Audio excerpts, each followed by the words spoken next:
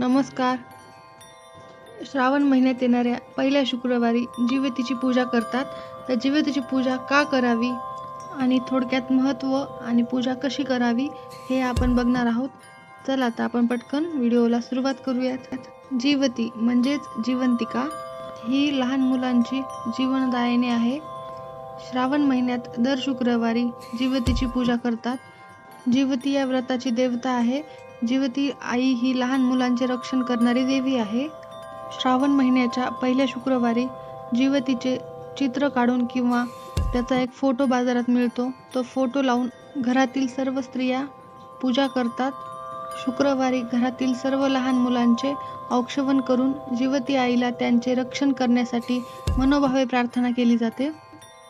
श्रावणी शुक्रवार व जिवतीचे पूजन हे अनेक घराण्याचा कुलधर्म व कुलाचार आहे. श्रावण महिन्यातील शुक्रवारी कुलदेवतेची व देवी लक्ष्मीची आराधना करून सुवासिनींना पूर्णाचे जेवण व हळदी कुंकू, फुले, पान, सुपारीसह दक्षिणा देऊन त्यांचा सत्कार केला जातो. श्रावणातल्या 4 शुक्रवारी जिवतीची पूजा करतात. या दिवशी संध्याकाळी फुटाणे आणि गुळाचा नैवेद्य दाखवून आरती करतात. ही पूजा संतती रक्षणार्थ मानली जाते.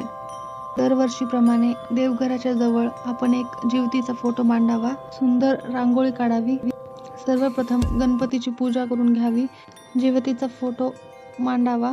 फोटोमधील सर्व देवांना गंध, हळद, कुंकू, अक्षदा वाहाव्यात.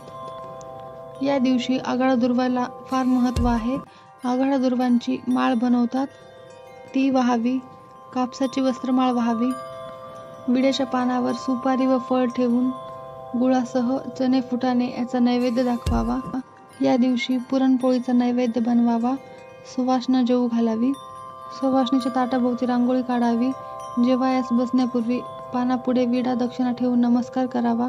जेवण झाल्यावर सुवासनीची खणा नारळाने ओटी भरावी. जिवतीची पूजा आरती झाल्यानंतर घरातील लहान मुलांना पाटावर बसून त्यांना ओवाळावे.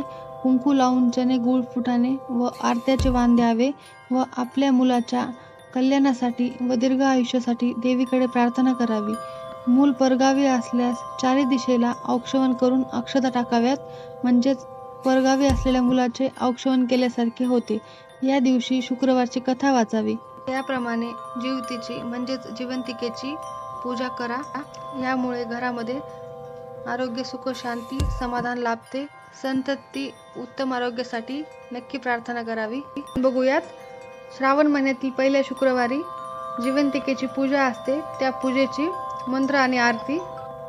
जरे जिवंतिके देवी बालयुक्ते प्रमोदिनी रक्षाव्रते महाशक्ती पूर्ण कामे नमोस्तुते. जिवती देवीची आरती. जय देवी जय देवी जय जिवती जननी सुख ठेवी संतती विनंती तव चरणी. जय देवी जय देवी श्रावण येताची अनुप्रतिमा ग्रहात स्थापुनी करू पूजना. आघाडा दुर्वा माळा वाहुनिया अक्षदा घेऊनी कहाणी सांगूया. जय देवी जय जिवती जननी सुख ठेवी संतती विनंती तव चरणी.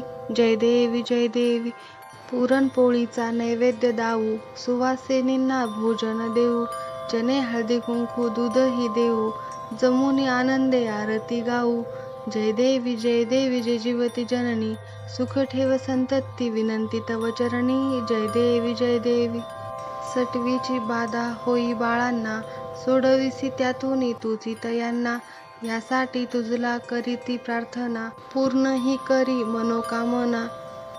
जय देवी जय जिवती जननी सुख ठेवी संतती विनंती तव चरणी. जय देवी तुझिया कृपेने सौख्य नांदू दे.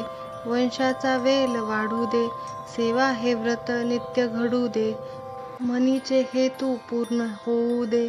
जय देवी जय जिवती जननी सुख ठेवी संतती विनंती तव चरणी. जय देवी. धन्यवाद.